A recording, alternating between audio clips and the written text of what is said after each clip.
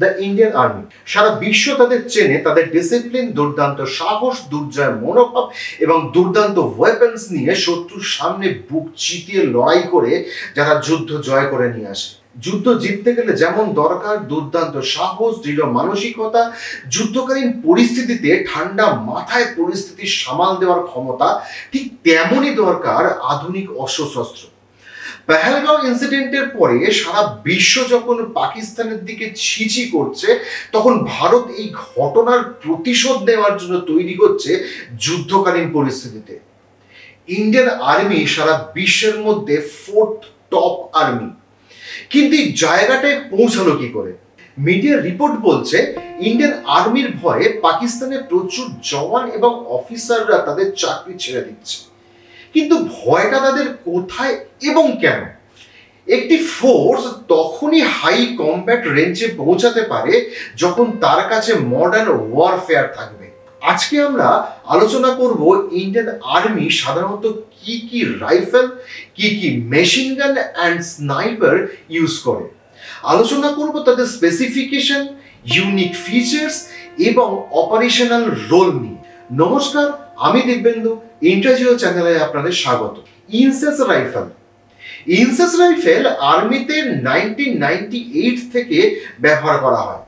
এটি একটি দেশীয় প্রোডাক্ট, দেশের অর্ডিন্যান্স ফ্যাক্টরিতে এটি তৈরি হয়। আজকের দিনে যারা আর্মিতে নতুন ঢোকে, মানে প্রভিশনারিতে ঢোকে, তাদের ব্যবহারের জন্য এই রাইফেলটি তুলে দেওয়া হয়। এর রেঞ্জ 400 মিটার, একসঙ্গে 20 থেকে 30টি ফায়ার একসঙ্গে করতে পারে। AK-203 এই রাইফেলটি রাশিয়ার সহায়তায় তৈরি করা হয়। রাশিয়ার বিখ্যাত AK-47 এর আপডেটেড ভার্সন হলো AK-203। দুর্দান্ত পারফরমেন্স, একসাথে 30টি গুলি করার ক্ষমতা, 300 মিটারের রেঞ্জের এই রাইফেলটি, তাই এটি ইনফ্যান্ট্রি ইউনিটসে ভীষণভাবে ব্যবহার করা হয়। M4 কার্বাইন এই রাইফেলটি প্রস্তুতকারক আমেরিকার কোল্ট ডিফেন্স কোম্পানি, যারা মূলত ছোট ছোট অস্ত্র প্রস্তুতকারক হিসেবে বিখ্যাত। এর রেঞ্জ 500 মিটার এবং এটি একসাথে 30 রাউন্ড গুলি ছুটতে পারে। রাইফেলটি মূলত ব্যবহার করে আর্মির স্পেশাল ফোর্স, যারা ডাইনামিক কমব্যাট সিচুয়েশনে কাজ করে এবং ক্লোজ কোয়ার্টার কমব্যাটে ফাইট করে, তাদের জন্য ভীষণ ভীষণ উপযোগী রাইফেলটি। ট্যাভর-টার 21 এই যুদ্ধাস্ত্রটি তৈরি করেছে ইসরায়েল ওয়েপন ইন্ডাস্ট্রি। এই যুদ্ধাস্ত্রটি স্পেশাল ফোর্স এবং ইনফ্যান্ট্রি ইউনিটের ভীষণ প্রিয়। এটি টার্গেট ফিক্স করা এবং তাকে এলিমিনেট করা এতটাই নিখুঁত করে যার ফলে এটি শহরের মধ্যে এবং ওপেন স্পেস দুটি ক্ষেত্রেই ব্যবহার করা ভীষণ উপযোগী। একসঙ্গে 30টি রাউন্ড গুলি করতে পারে এই যুদ্ধাস্ত্রটি এবং এর এফেক্টিভ রেঞ্জ 500 মিটার, মানে প্রায় 1/2 কিলোমিটার।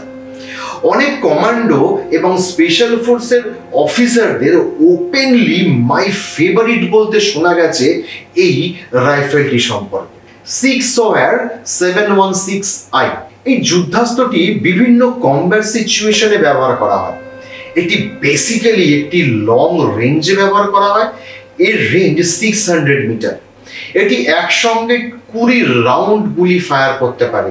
ইনফ্যান্ট্রি সেকশনে এটি মূলত ব্যবহার করা হয়। এবার আমরা একটু রাইফেল ছেড়ে মেশিন গান নিয়ে আলোচনা করব। হেকলার অ্যান্ড কচ MP5 এই যুদ্ধাস্ত্রটি একটি সাব মেশিন গান।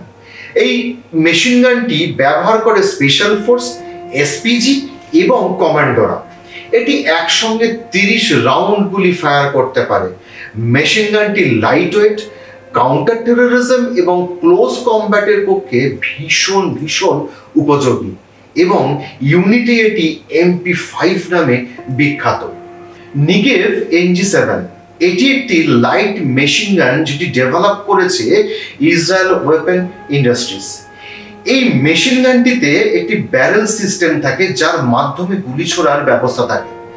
একসঙ্গে 100 থেকে 125 রাউন্ডের বেল্ট থাকে, যার থেকে ফায়ার করা হয়। ইনফ্যান্ট্রি ইউনিটে এই মেশিন গানটি খুব ব্যবহার করা হয়। FN ম্যাগ, এটি একটি হেভি মেশিন গান। এর ওজন প্রায় 11 কেজি হয়। হেভি পাওয়ার ফায়ার করার যখন দরকার হয় তখনই মেশিন গানটি ব্যবহার করা হয়।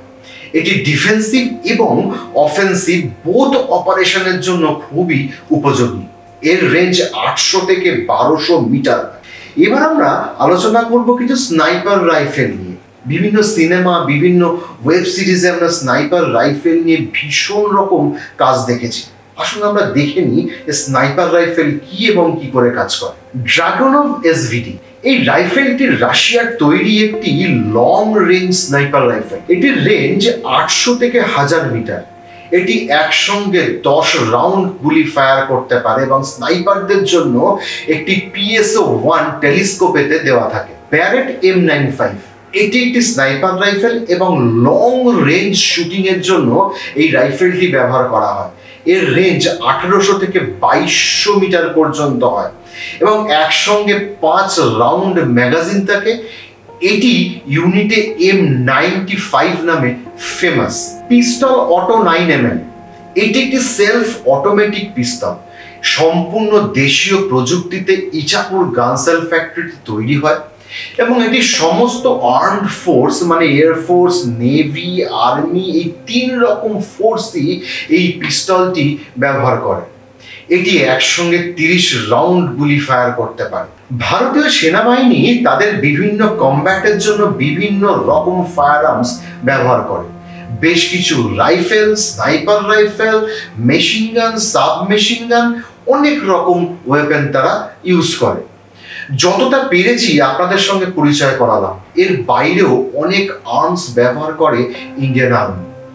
DRDO, বিভিন্ন রাইফেল কোম্পানি, গানশেল কোম্পানি প্রতিনিয়ত চেষ্টা করছে এই ওয়েপেনগুলিকে আরো কি করে বেটার করা যায়, কি করে এগুলির মধ্যে আরো অ্যাডভান্স টেকনোলজি, বেটার ডিজাইন নিয়ে এসে আরো ভালো করা যায় এবং কমব্যাট উপযোগী করা যায়। তবেই না ইন্ডিয়ান আর্মি তার শ্রেষ্ঠত্ব যথার্থভাবে সারা বিশ্বের কাছে দেখাতে পারবে। আপনারা কি মনে করেন কোনো যুদ্ধাস্ত্র কি বাদ পড়ে গেল? আপনারা যদি ফার্দার জানতে চান কমেন্ট করে আমাকে জানান, আমি সেগুলো পরের ভিডিওতে বানাবো। ততক্ষণ জয় হিন্দ, জয় ভারত।